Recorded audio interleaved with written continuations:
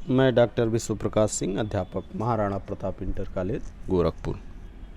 प्रिय छात्रों, हम लोग भूगोल के कुल 3 अध्याय का अध्ययन कर चुके हैं। साथ ही मासिक टेस्ट भी ऑनलाइन हो चुका है। अब हम लोग भूगोल के ही अगले चैप्टर अध्याय 4 जलवायु के बारे में पढ़ेंगे।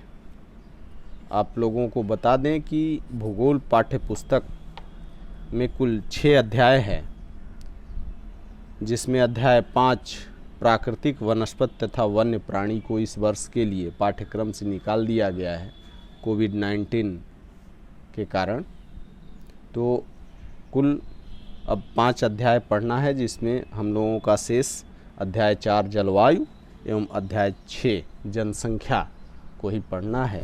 इसलिए हम लोग पहले भूगोल को पढ़ के समाप्त कर लेंगे, फिर इतिहास को शुरू करेंगे। तो आइए चलते हैं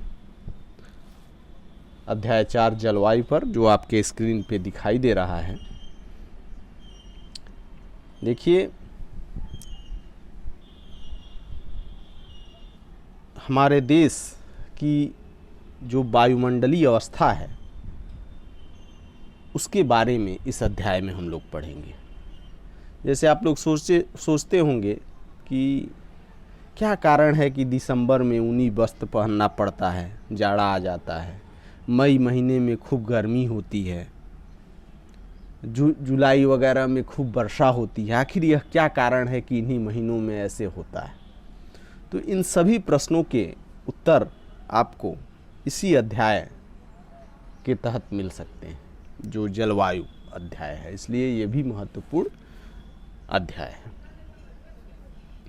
आज हम लोग इस अध्याय में जलवायु क्या है, मौसम क्या है, जलवायु और मौसम में अंतर क्या है, जलवायु या मौसम के जो तत्व हैं वो कौन कौन से हैं, मानसून क्या है, भारत की जलवायु कैसी है, साथ ही जलवायु को नियंत्रित करने वाले जो कारक हैं उनके बारे में हम लोग अध्ययन करेंगे।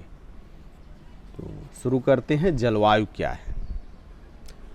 तो एक विशाल क्षेत्र में लंबे समय अवधि, मतलब मान के चलिए कि 30 वर्ष या उससे अधिक में मौसम की अवस्थाओं तथा विविधताओं का कुल योग ही जलवायु है। इसी तरह मौसम क्या है? तो मौसम एक विशेष समय में एक क्षेत्र के वायुमंडल की अवस्था को बताता है। ठीक? तो अगर आपसे अंतर पूछ दे कि मौसम और जलवायु में क्या अंतर है, तो इसको आप लोग लिख सकते हैं। ठीक?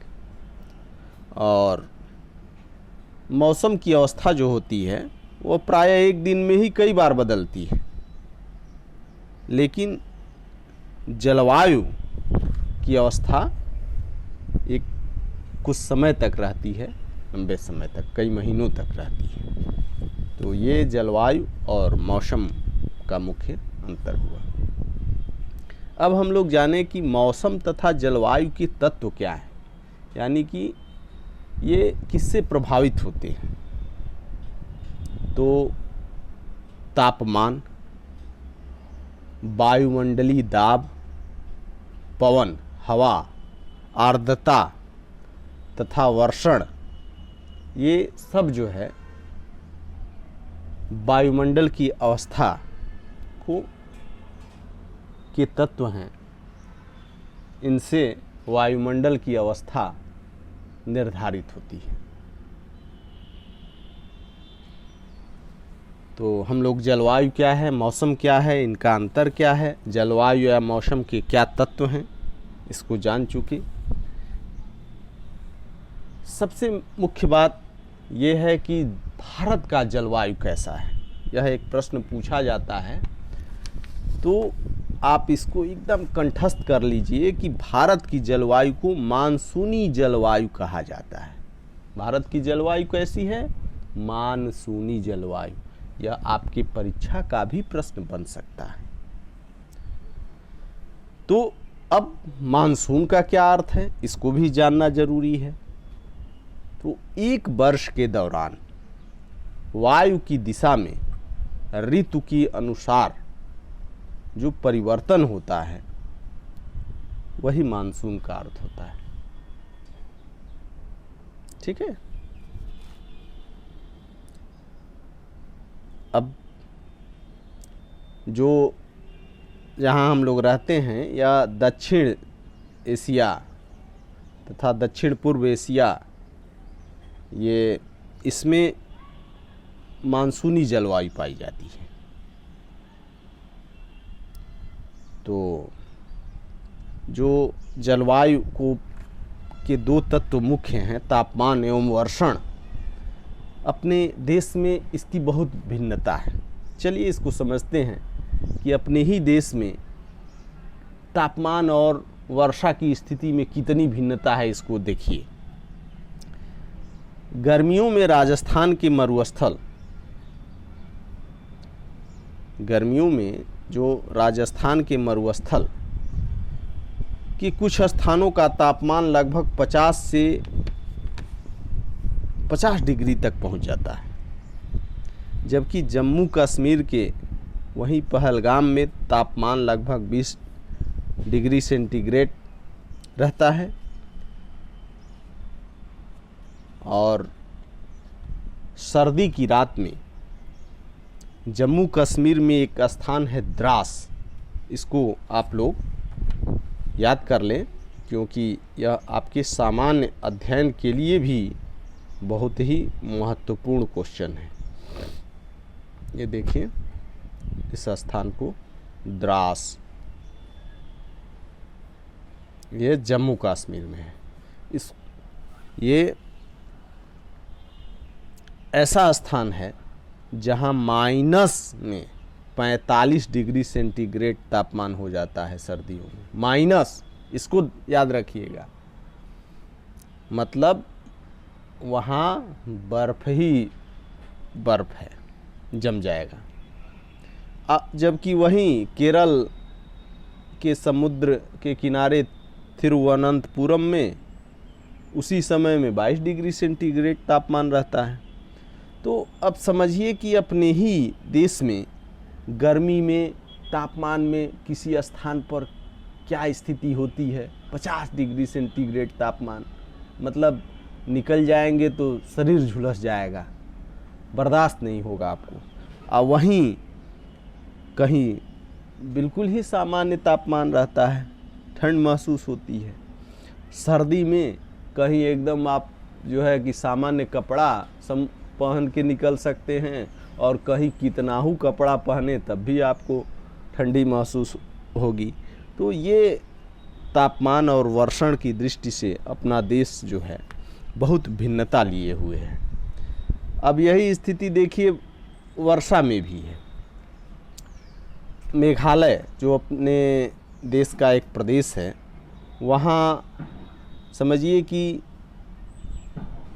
400 सेंटीमीटर वर्षा होती है। वहीं मेघालय में ही एक स्थान है, आप इसको कंठस्थ करें जनरल नॉलेज के लिए भी, मासिन राम। पहले चेरापूंजी हुआ करता था, अब चेरापूंजी के ही निकट वह स्थान है मासिन राम, जहाँ सर्वाधिक वर्षा रिकॉर्ड की गई है और विश्व की सर्वाधिक वर्षा रिकॉर्ड की गई है। तो अब सोचिए मेघालय में 400 सेंटीमीटर तक वर्षा होती है, वहीं इसी देश में राजस्थान में, पश्चिमी जो राजस्थान है, वहाँ मात्र 10 सेंटीमीटर या उससे भी कम वर्षा होती है। तो अपने ही देश में देखिए ये वर्षा की स्थिति क्या है, कितनी भिन्नता है, तापमान की स्थिति कितनी भिन्नता है। ये सब चीज़ जलवायु के तहत ही आता है। तो यहीं देश के अधिकतर भागों में जून से सितंबर तक वर्षा होती है, जैसे हम लोगों के यहाँ होती है। लेकिन कुछ क्षेत्र ऐसे हैं जैसे तमिलनाडु के तट पर अधिकतर वर्षा अब जो अक्टूबर और नवंबर में होती है वो लौटती मानसून की वर्षा कही जाती है। तो अब कहने का कुल मतलब ये है कि अपने ही देश में जलवायु में कितनी भिन्नता है। ठीक है, तो सामान्य रूप से तटीय क्षेत्रों के तापमान में अंतर कम होता है। तटीय क्षेत्र मतलब जो समुद्र के किनारे क्षेत्र हैं, वहाँ देखेंगे आप तो बहुत ताप का अंतर नहीं होता है। तो ये सब बातें हैं। और अब हम लोग इसको समझ चुके कि भारत की जलवायु कैसी है, तो मानसूनी जलवायु है।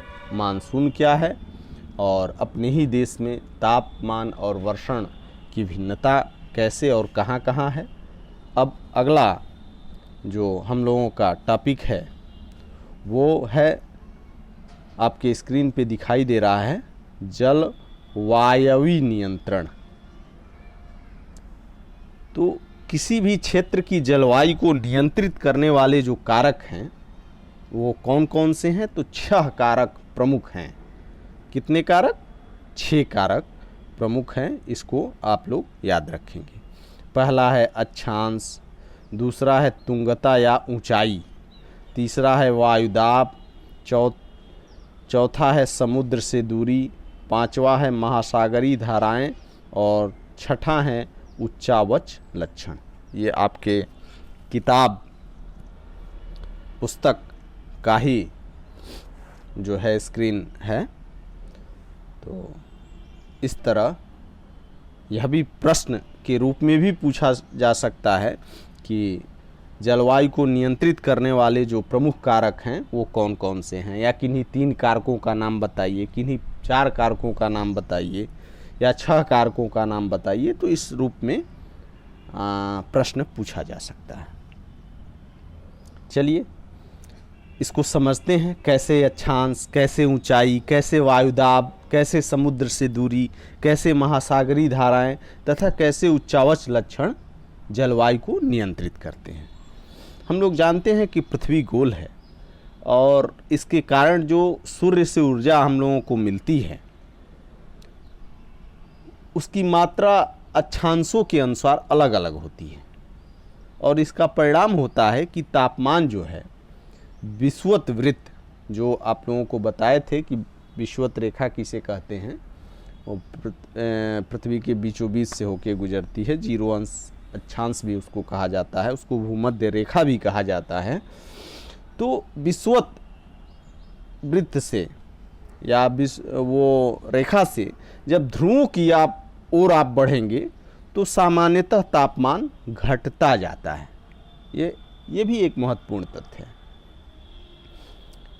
और साथ ही जब कोई व्यक्ति पृथ्वी की सतह से ऊंचाई की ओर जाता है तो वायुमंडल की सघनता कम हो जाती है तथा तापमान घट जाता है। यानी ऊंचाई पर भी, पृथ्वी से ऊंचाई पर ज्यों-ज्यों ऊंचाई पर आप जाएंगे तो तापमान कम होगा। और यही कारण है कि पहाड़ों पर गर्मी में भी थोड़ा मौसम ठीक रहता है। क्यों? क्योंकि वो ऊंचाई पर रहते हैं। इसीलिए ना लोग गर्मियों में क्या करते हैं, छुट्टी मनाने पहाड़ों पर जाते हैं। ठीक है, समझ में आ रहा है ना आपके? ठीक, चलिए अब वायुदाब कैसे, उस स्थान के अक्षांश तथा ऊंचाई पर निर्भर करती है। तो इस प्रकार समुद्र से दूरी कैसे प्रभावित करता है, तो यह जैसे जैसे समुद्र से दूर होंगे वैसे वैसे ये जलवायु का अंतर अधिक होगा। ठीक, अब महासागरीय धाराएं, जो महासागरीय धाराएं समुद्र से तट की ओर चलने वाली हवाओं के साथ तटीय क्षेत्रों की जलवायु को प्रभावित करती है। अब कैसे करती है? मान लीजिए कोई भी तटीय क्षेत्र है जहाँ कोई गर्म या ठंडी जलधाराएं बहती हैं और वायु की दिशा समुद्र से तट की ओर हो, तब वह तट गर्म या ठंडा हो जाएगा। अगर वहाँ गर्म महासागरीय धाराएं बह रही हैं तो वह तट भी गर्म हो जाएगा। अगर वहाँ ठंडी जलधाराएं बह रही हैं तो जो हवा जाएगी वो उस तट के आसपास के क्षेत्र को ठंडी कर देगी। तो आज के लिए बस इतना ही। हम लोग आज जलवायु के तहत सामान्य चीज़ों को जाने, फिर अगले टर्म में इसके आगे का हम लोग पढ़ेंगे।